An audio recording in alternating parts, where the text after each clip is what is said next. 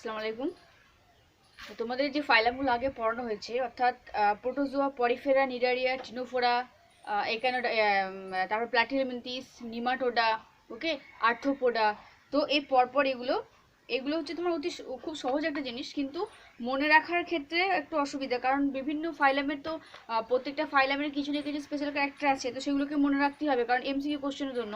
তাই একটা কাজ করবে, এগুলোকে তোমরা বিশেষ করে প্রত্যেকটা ফাইলামের স্পেশাল ক্যারেক্টারগুলো মুখে পড়ার থেকে খাতাতে নোট ডাউন করবে।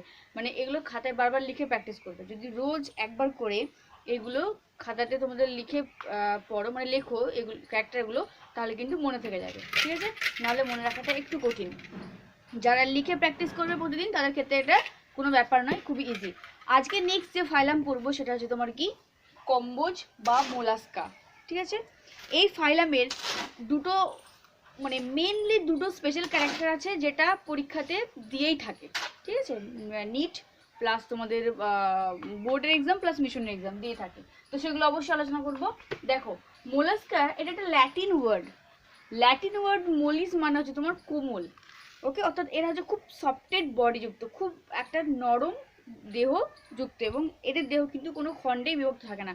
আমরা প্ল্যাটিহেলমিনথিস পড়েছি, নিমাটোডা পড়লাম, যার ক্ষেত্রে দেখলাম যে ট্রু সেগমেন্ট প্রেজেন্ট, অর্থাৎ অ্যাকচুয়ালি যে সেগমেন্ট, যে খণ্ড, সে খণ্ডগুলো অবস্থিত, যাকে আমরা মেটামেয়ার বলেছি।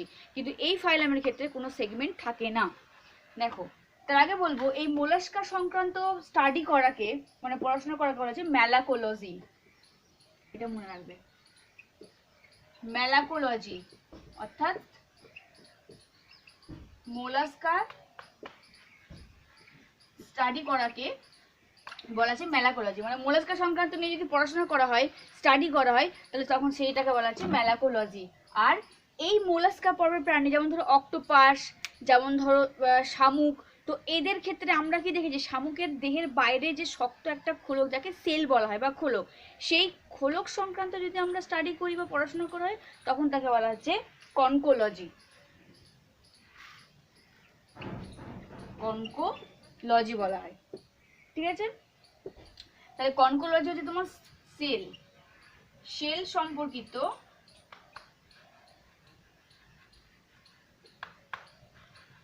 সম্পর্কিত স্টাডি করাকে, ওকে? তাহলে দেখো, মনে রাখবে ম্যালাকোলজি হচ্ছে তোমার মোলাস্কা যে ফাইলাম, সে মোলাস্কা পর্বের প্রাণীদেরকে স্টাডি করাকে বলা হচ্ছে, পড়াশোনা করাকে বলা হচ্ছে ম্যালাকোলজি। আর সেল, এই পর্বের প্রাণীদের দেহের বাইরের দিকে যে ক্যালসিয়াম কার্বনেট নির্মিত যে শক্ত খোলক বা আবরণ, সেটা সংক্রান্ত পড়াশোনা করাকে বলা হচ্ছে না কনকোলজি। এবারে দেখো, এই ফাইলামের আমরা বৈশিষ্ট্যগুলো পড়বো। তার মধ্যে স্পেশাল দুটো ক্যারেক্টার আছে যেগুলো খুব ইম্পর্টেন্ট, মনে রাখবে। ফার্স্ট আমরা দেখব এই ফাইলামের হ্যাবিট অ্যান্ড হ্যাবিটেট, অর্থাৎ এদের বাসস্থানটা কোথায়। এরা সব ধরনের এনভায়রনমেন্টের মধ্যে বসবাস করতে পারে, aquatic, fresh water, marine water, terrestrial, but শুধুমাত্র এটা উড়তে পারে না, ওটা ছাড়া বাকি এরা সব জায়গায় বসবাস করে। তাহলে এদের হচ্ছে, তার আগে বলি জেনারেল কিছু ক্যারেক্টার আছে, সাধারণ কিছু বৈশিষ্ট্য।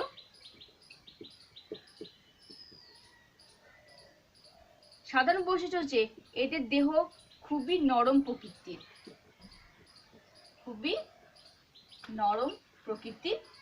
দেহ, ওকে? আর এদের দেহটা কভার থাকে, যার দ্বারা দেখা বলা যায় সেল, দেহ ঢাকা থাকে সেল, বা বাংলায় যেটাকে বলা যাচ্ছে খোলক, সেই খোলক দ্বারা দেহটা আবৃত থাকে, ঠিক আছে? এরপরে দেখো, এই সমস্ত পর্বের প্রাণীদের ক্ষেত্রে যে বাইরের দিকে শুধুমাত্র সে খোলকটা পাওয়া যায়, সেলটা, সেটা নয়, সেল ইন্টারনালও হতে পারে বা এক্সটার্নালও হতে পারে, ঠিক আছে? জেনারেল ক্যারেক্টার বলছি, একটা সাধারণ এই পর্বের প্রাণীদের বৈশিষ্ট্য বলছি, যাদের দেহটা নরম প্রকৃতি হয়, যাদের দেহ ঢাকা থাকে বাইরে শক্ত খোলক দ্বারা, আর এই খোলক সেল দেখা যায় কোথায়, ইন্টারনালি এবং externally. Cell may be internal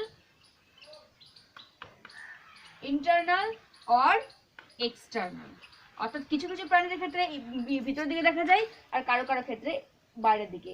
তো ভিতরের দিকে দেখা যায় হচ্ছে কাদের ক্ষেত্রে না, সেপিয়া, এটা মনে রাখবে, সেপিয়া, এই মোলাস্কা পর্বের প্রাণী সেপিয়া, যাদের ভিতরের দিকটা হচ্ছে তোমার শক্ত খোলক দ্বারা আবৃত। আর এক্সটার্নাল কাজে দেখা যায় না পাইলা, ঠিক ঠিক আছে। এই যে বাইরের একটু পরে ডায়াগ্রাম দেখাবো, যে এই যে ওদের দেহের বাইরে যে শক্ত খোলক, এই খোলক থেকে তারা CaCO3 ক্যালসিয়াম কার্বনেট নিঃসৃত করে। এই দেহ থেকে ক্যালসিয়াম কার্বনেট নিঃসৃত হওয়ার ফলে তাদের দেহের বাইরে শক্ত খোলক দ্বারা আবৃত হয়েছে। সাধারণ বৈশিষ্ট্য, সমস্ত সবার ক্ষেত্রে দেখা যায়, কিন্তু কি বললাম যে কারো কারো ক্ষেত্রে বাইরের দিকে থাকে, কারো কারো ক্ষেত্রে ভিতর দিকে থাকে। বাইরের দিকে থাকে যে তোমার পাইলা, আর ইন্টারনালে দেখা যায় সেপিয়ার ক্ষেত্রে।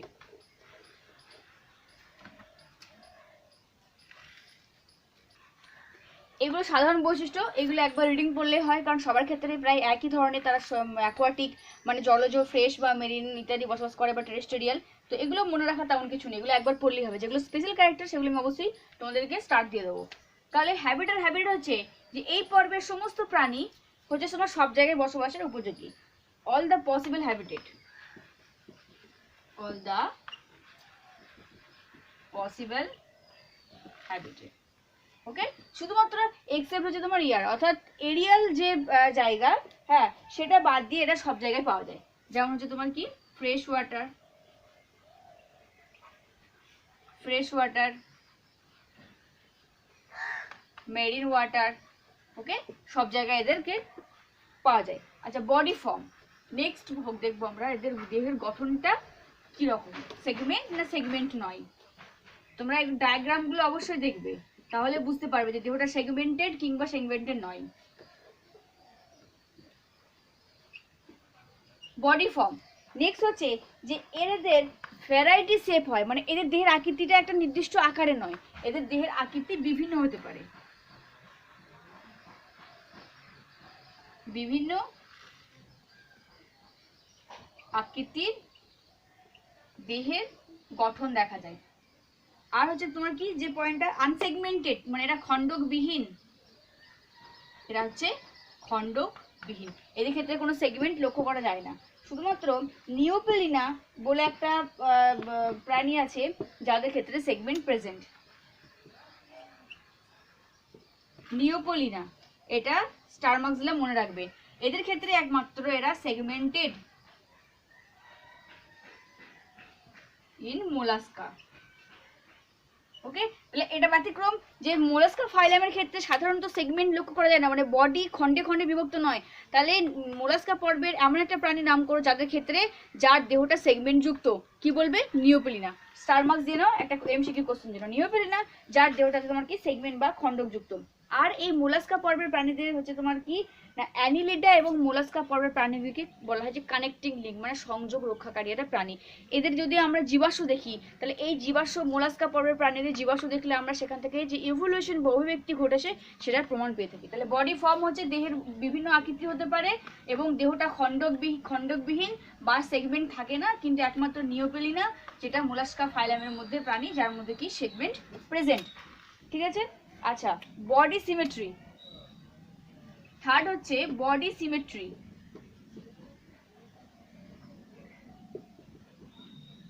বডি সিমেট্রি কেমন? দ্বিপার্শ্বীয় প্রতিসম, অর্থাৎ বেশিরভাগের ক্ষেত্রে দ্বিপার্শ্বীয় প্রতিসম লক্ষ্য করা যায়, কিন্তু কিছু প্রাণী আছে যাদের ক্ষেত্রে অ্যাসিমেট্রিক্যাল বডি লক্ষ্য করা যায়। কিছু প্রাণীদের ক্ষেত্রে, মোলাস্কা পর্বের প্রাণীদের ক্ষেত্রে কি লক্ষ্য করা যায়? অ্যাসিমেট্রিক্যাল,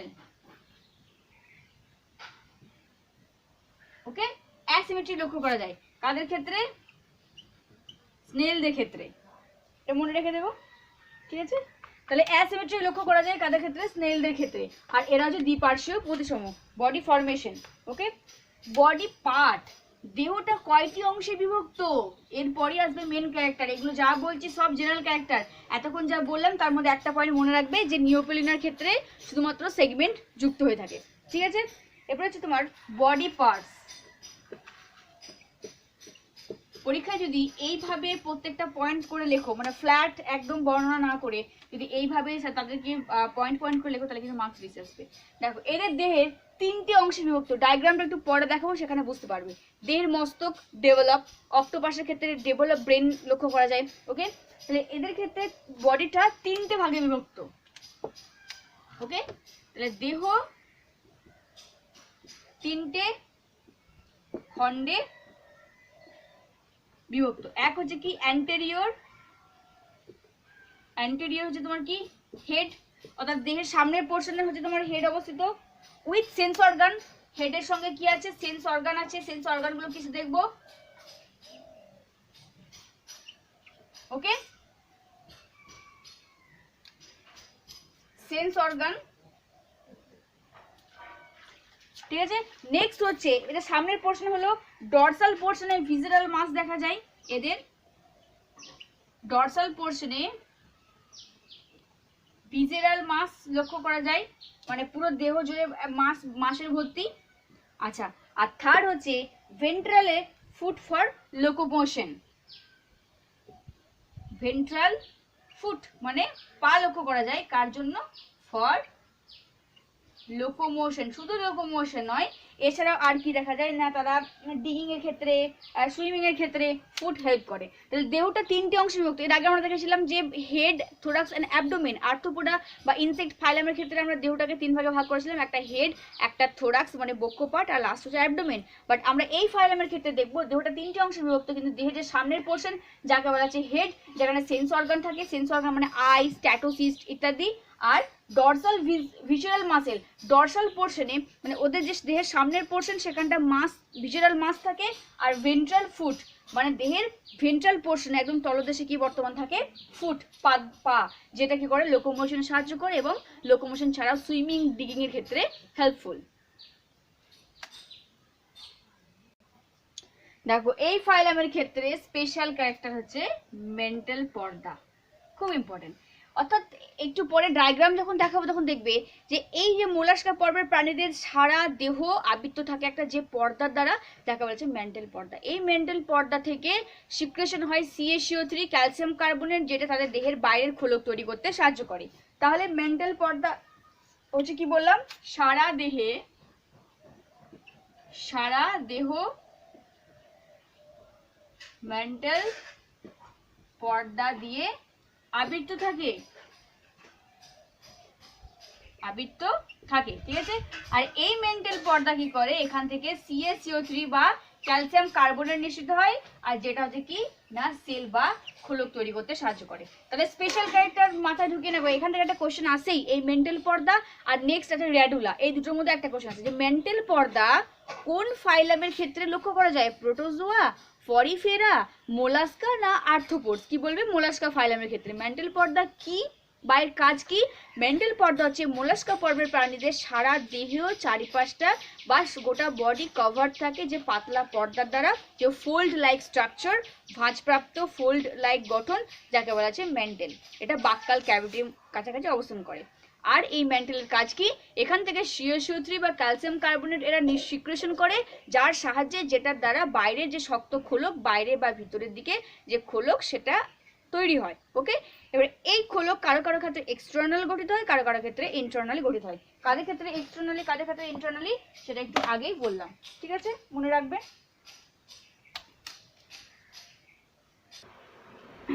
দেখো কত সুন্দর একটা ডায়াগ্রাম না? অর্থাৎ মানে পৃথিবীর সৃষ্টির যে প্রাণী, সমস্ত প্রাণী, কি উপরবেলার কি অবদান দেখো, যে আমাদের বেঁচে থাকার জন্য যেগুলো প্রয়োজন সেগুলো আমাদের মধ্যে আছে।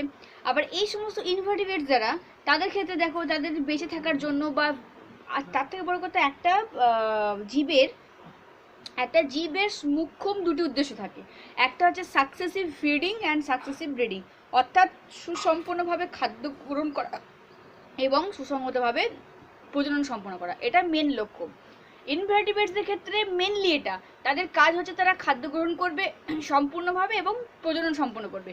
তো দেখো এদের বেঁচে থাকার জন্য একটা কত সুন্দর স্ট্রাকচার না? না আমাদের মতো দুটো হাত আছে, না আমাদের মতো দুটো পা আছে, বাট এদের যেটা থাকার দরকার ঠিক উপরবেলা ঠিক সেরকম এদেরকে তৈরি করেছেন ফাংশনালি, তাই না? দেখো ডায়াগ্রামটা দেখে নাও, ডায়াগ্রামে যে পয়েন্টগুলো সেগুলো দেখে নাও, দেন আমরা নেক্সট ক্যারেক্টার পড়াবো। একটু আগে পড়েছিলাম মেন্টাল স্পেশাল ক্যারেক্টার।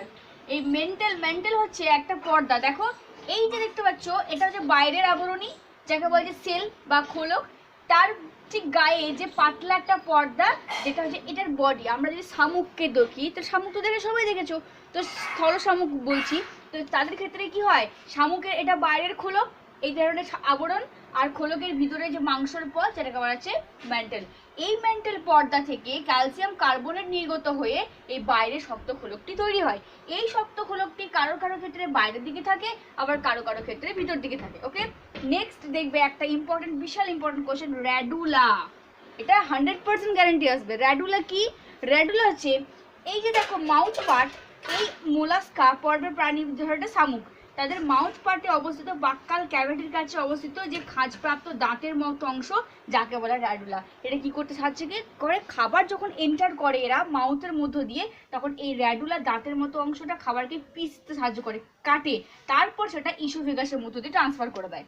ওকে, এইবারে দেখো, এই দেখো গিলস, যার সাহায্যে রেসপিরেশন সম্পন্ন করে, অ্যানাস। তাহলে মাউথ আর অ্যানাস এরা হচ্ছে খুব কাছাকাছি অবস্থিত, বা দুটি আলাদা পয়েন্ট। ওকে, ভিসেরাল মাস, পুরো বডির আবৃত থাকে ভিসেরাল মাস দ্বারা।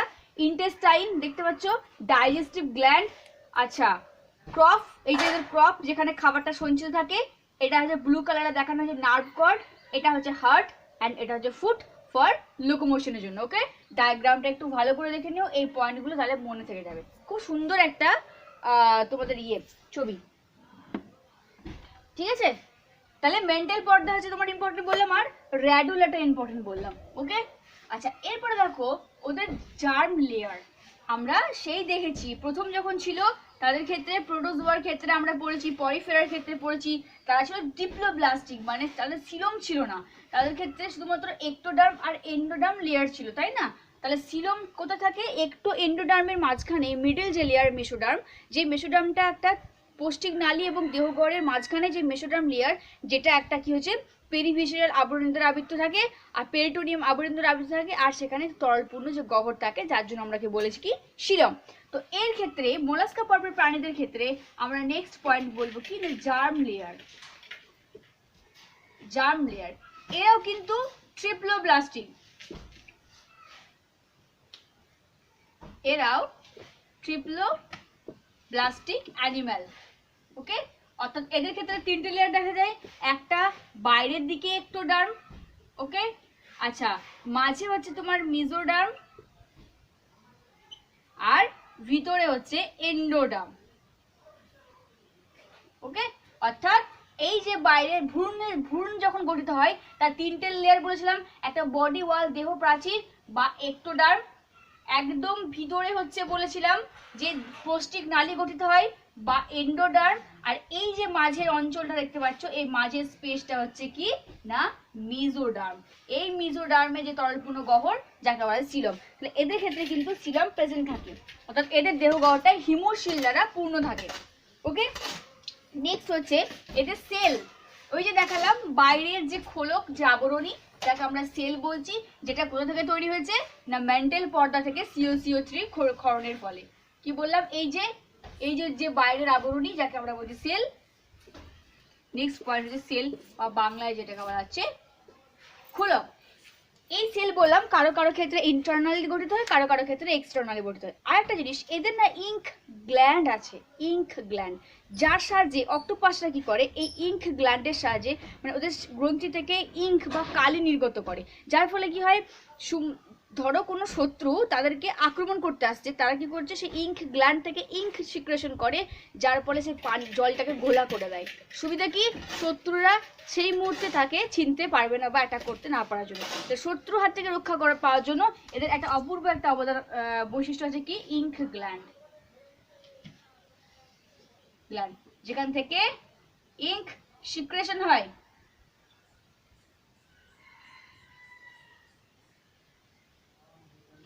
সিক্রেশন হয়, ঠিক আছে, ইঙ্ক গ্ল্যান্ড থেকে ইঙ্ক সিক্রেশন হয় শত্রুর হাত থেকে রক্ষা পাওয়ার জন্য।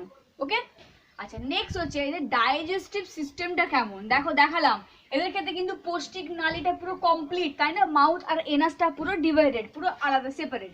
তাহলে নেক্সট হচ্ছে ডাইজেস্টিভ গ্ল্যান্ড। এই ডাইজেস্টিভ গ্ল্যান্ড পয়েন্টটা দেখার আগে ডায়াগ্রামটা দেখে নেবে। এই যে দেখালাম যে এদের মাউথ পার্ট থেকে শুরু করে একদম পুরো অবস্থিত কি না মাউথ আর এনাস পার্ট টোটালি আলাদা এদের ক্ষেত্রে। সেক্ষেত্রে কি হচ্ছে, ইসোফেগাস বর্তমান, বাক্কাল ক্যাভিটি, মাউথ এনাস সেপারেটেড। তাহলে ডাইজেস্টিভ ট্র্যাক্ট হচ্ছে এদের কি কমপ্লিট বা সম্পূর্ণ। তাহলে এদের ক্ষেত্রে আমরা বলতে পারি যে পৌষ্টিক নালীটা হচ্ছে সম্পূর্ণ কমপ্লিট, একটু আগে দেখালাম। আর এখানে যে ইম্পর্টেন্ট পয়েন্ট আছে সেটা হচ্ছে তোমার র্যাডুলা, র্যাডুলা বর্তমান। বোঝা গেছে? এই যে মাউথ পার্ট, বাক্কাল ক্যাভিটি, যেখানে দাঁতের মতো সারিবদ্ধ অংশ নিয়ে গঠিত, যাকে বলা হয় র্যাডুলা। তাহলে র্যাডুলা পরীক্ষায় আসতে পারে। র্যাডুলা কাদের দেখা যায়? মোলাস্কা পর্বের প্রাণীদের ক্ষেত্রে। বা র্যাডুলা কি, এর কাজ কি? মোস্ট ইম্পর্টেন্ট একটা স্পেশাল ক্যারেক্টার। তাহলে র্যাডুলা হচ্ছে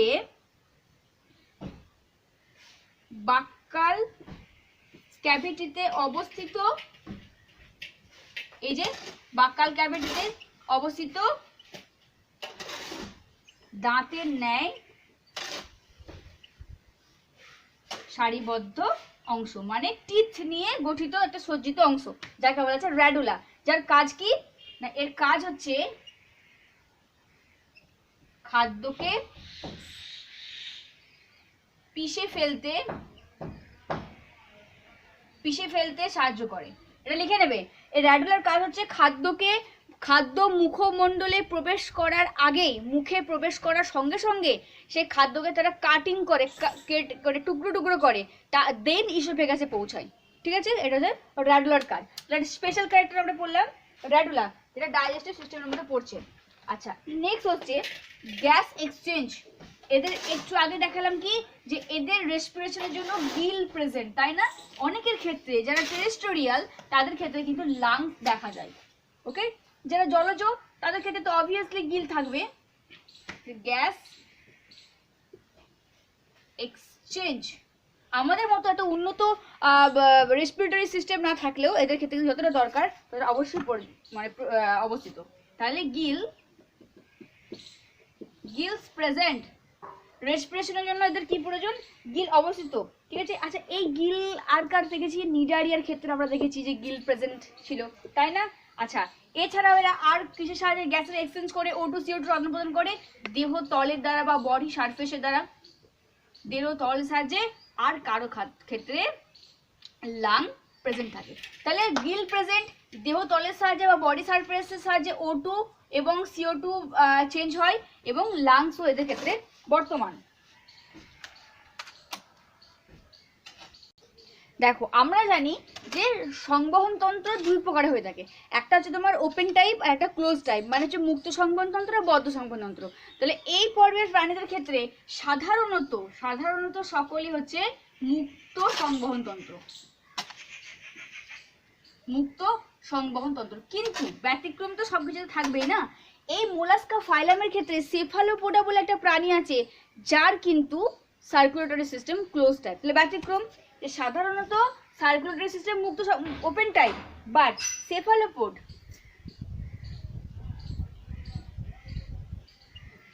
সেফালোপোডসের ক্ষেত্রে দেখো, সেফালোপোডসের ক্ষেত্রে কিন্তু close type of circulatory system.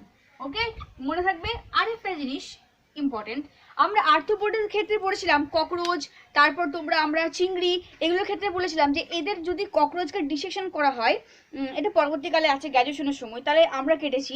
তো ককরোচকে ডিসেকশন করলে সেখানে দেখা যায় যে তাদের পুরো বডিতে, সারা বডি ফ্যাটে ভর্তি, আর তাদের দেহের কোনো কালার নেই ব্লাডের। তাহলে রক্তটা বর্ণহীন, মানে হিমোলিম্ফ কথাটা টার্মটা ইউজ করেছিলাম।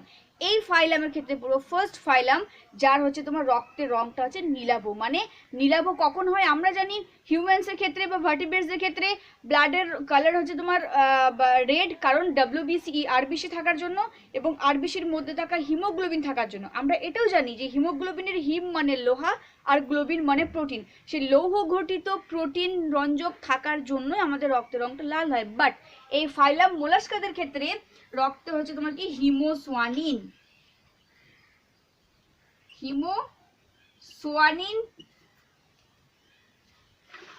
তাম্রঘটিত রঞ্জক থাকার জন্য এদের রক্তের রং কেমন হয়? নীল হয়। রক্তের রং নীল বর্ণ। তাহলে হিমোসোয়ানিন লক্ষ্য করা যায় কোন ফাইলামের ক্ষেত্রে? ফার্স্ট মোলাস্কার ক্ষেত্রে, যা তামা বা তাম্রঘটিত রঞ্জক থাকার জন্য রক্তের রংটা কেমন হচ্ছে? নীল হচ্ছে, এগুলো হচ্ছে হিমোসোয়ানিন। এটা নোট ডাউন করবে। এবার দেখো এক্সক্রিউটরি সিস্টেম, এদের ক্ষেত্রে রেচন তন্ত্রের কোনো ব্যাপার আছে? এক্সক্রিউটরি সিস্টেম, এক্সক্রিউটরি সিস্টেম, রেচন তন্ত্র, এদের ক্ষেত্রে দেখবো একটা কথা বলি, এইগুলো খুব ইন্টারেস্টিং, মানে খুব মজার, কিন্তু যে দেখো এটা কি ইচ্ছে করে না সবসময় কি পরীক্ষার জন্যই পড়বো, পরীক্ষায় আসবে বলে নিজেদের জ্ঞান লাভ করাটাও তো দরকার না, কারণ একটা সীমিত জ্ঞানের মধ্যে থেকে সেখান থেকে কিছু মার্কস নিয়ে বড় হওয়ার থেকে সব কিছুকে আয়ত্ত করে সব ব্যাপারে জ্ঞান অর্জন করে বড় হওয়াটা কিন্তু অনেক অনেক ডিফারেন্স। তো সব কিছু ক্ষেত্রে জ্ঞান রাখতে হবে, এটা আমাদের ইচ্ছে করে না যে শুধুমাত্র আমরা মানুষ আমাদের নিজেদের স্বার্থের জন্য আমরা চলাফেরা করছি, খাওয়া দাওয়া করছি, আমাদের লাইফস্টাইল কেমন, আমাদের ভিতরে ইন্টারনাল অর্গান ঠিক আছে কিনা, কেমন স্ট্রাকচার, সেগুলো জানতে ইচ্ছে করে। বাট আমরা ছাড়াও তো আদার্স অ্যানিমেল আছে না, সেই ছোট্ট ছোট্ট ইনসেক্ট থেকে শুরু করে আর্থ্রোপোডস, কেঁচো থেকে শুরু করে পরিফেরা থেকে প্রোটোজোয়া, এই যে যারা মানে যাদের ক্ষেত্রে দেহের স্ট্রাকচারটা অতটা সুগঠিত না হলে তারাও অ্যানিমেলস, তারাও কিন্তু সুন্দরভাবে বেঁচে আছে। তাহলে আমাদের তো তাদের ক্ষেত্রে জানার একটা আগ্রহ হতে থাকতেই পারে যে আচ্ছা তাদের লাইফস্টাইলটা কেমন, তারা কেমন দেখতে, তাদের ডাইজেস্টিভ সিস্টেম কেমন, তাদের কি হাত পা আছে না নেই, তাদের কি ডাইজেস্টিভ ট্র্যাক আছে, তারা কি করে খাবার খায়, তাদের মাউথ আছে না অ্যানাস আছে, তারা কি করে এক্সক্রিশন করে। তো এইগুলোকে মানে জানার একটা আগ্রহ তৈরি করতে হবে, ঠিক আছে, যে হ্যাঁ আমি শুধুমাত্র আমাদের নয়, আমাকে সবটাই জানতে হবে। তো সবটাই জানতে গেলে তাদেরকে আমাকে ভালোবেসে পড়তে হবে। আর এই জিনিসগুলো, এই যেগুলো পড়াচ্ছি খুবই ইজি একটা পার্ট, যদি তোমরা এগুলোকে, এই যে ক্লাসটা করালাম, ক্লাস যদি মনে হয় তাহলে আবার একবার এখন দেখলে, আবার হয়তো রাত্রে বা ফাঁকা সময় পেলে একবার স্কিপ করে করে দেখে নিলে, তাহলে দুবার দেখা হলে তারপর তুমি যদি বসে বাড়িতে বসে বই না খুলে যদি সেই ক্লাস ফলো করার পর বা একবার পড়ে নিলে বইটা দিয়ে তুমি খাতায় না দেখে লিখবে, দেখবে মনে থাকবে। যত লিখে প্র্যাকটিস করবে এই পয়েন্টগুলো তত তোমাদের বেশি মনে থাকবে। ওকে, কোনো ব্যাপার নেই, টেনশন করার দরকার নেই, মানে মনে থাকবেই, বাট তোমাদেরকে লিখে করতে হবে। দেখো এদের কিন্তু রেচন পদার্থ হচ্ছে অ্যামোনিয়া। ওকে, এদের রেচন পদার্থ হচ্ছে অ্যামোনিয়া।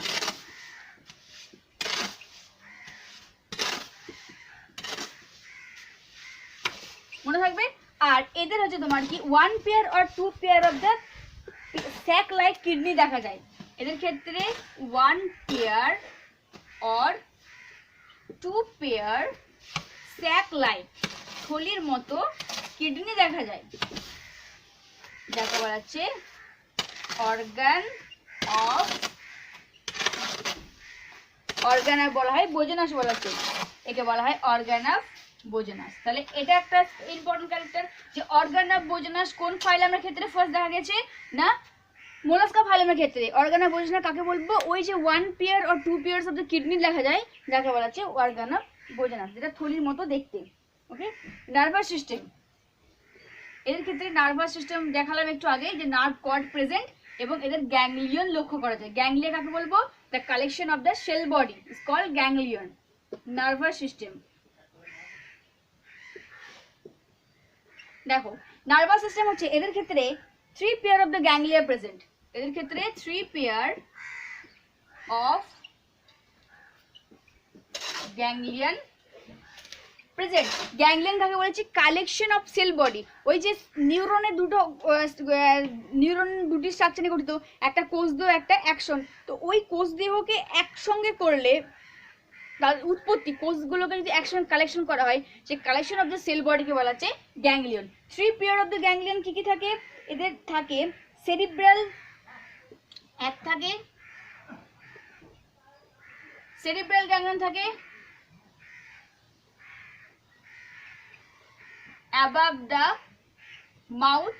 ওকে, এদের মাউথ পার্টস এর মধ্যে কি থাকে না, সেরিব্রাল গ্যাংলিয়ন থাকে। সেকেন্ড হচ্ছে পেডাল গ্যাংলিয়ন থাকে ইন ফুট, ওদের যে পা যে লেগ সেই ফুটের ক্ষেত্রে থাকে পেডাল গ্যাংলিয়ন, ঠিক আছে। আর নেক্সট হচ্ছে ভিসেরাল।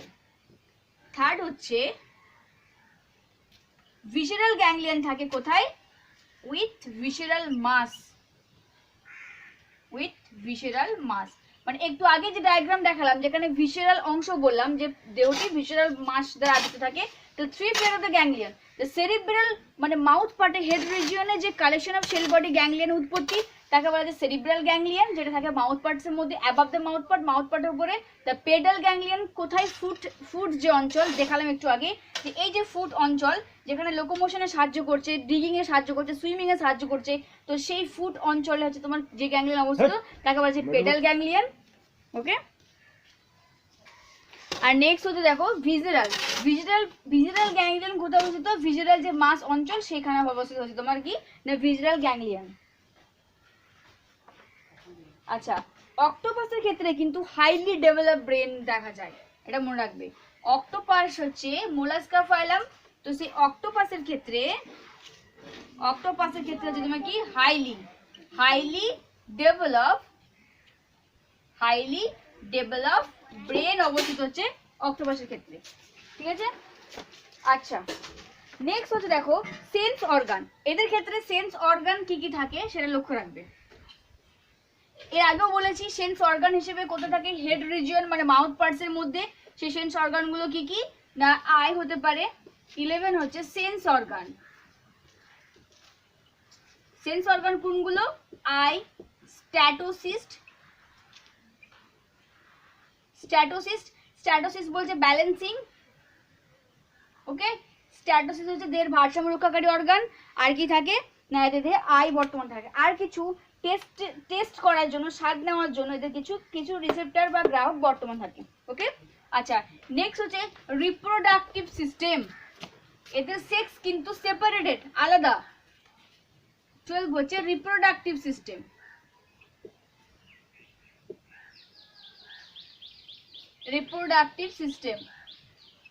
দেখো রিপ্রোডাক্টিভ সিস্টেমের মধ্যে কি দেখলাম,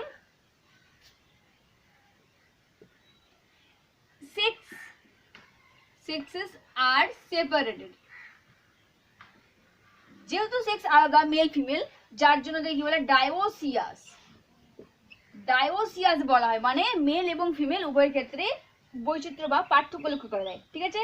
আর এদের ক্ষেত্রে অ্যাসেক্সুয়াল রিপ্রোডাকশন বা অযৌন জনন কিন্তু অনুপস্থিত, এদের ক্ষেত্রে অযৌন জনন অনুপস্থিত, ওকে। ফার্টিলাইজেশন কি হতে পারে, ইন্টারনালও হতে পারে এক্সটার্নালও হতে পারে, ইন্টারনাল অর এক্সটার্নাল। অর্থাৎ ফার্টিলাইজেশন হচ্ছে কি এদের অন্ত ফার্টিলাইজেশন বা বহি ফার্টিলাইজেশন হতে পারে। ওই যে বলেছিলাম যে যদি সেটা দেহের কোথায় কি মানে হয় ফার্টিলাইজেশনটা, সেক্ষেত্রে বলেছিলাম যে কারো কারো ক্ষেত্রে বাইরে, কারো কারো ক্ষেত্রে ভিতরের দিকে হয়ে থাকে, ওকে। আর এদের ডেভেলপমেন্ট হচ্ছে দুই ধরনের লার্ভা, গ্লচিডিয়াম লার্ভা, এই লার্ভাল স্টেজটা মনে রেখো। গ্লচিডিয়াম লার্ভা কাদের দেখা যায় না ফাইলাম মোলাস্কার ক্ষেত্রে। নেক্সট হচ্ছে ডেভেলপমেন্ট হচ্ছে গ্লচিডিয়াম লার্ভা।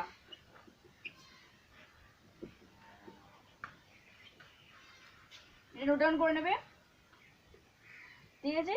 গ্লচিডিয়াম অর ভেলিজার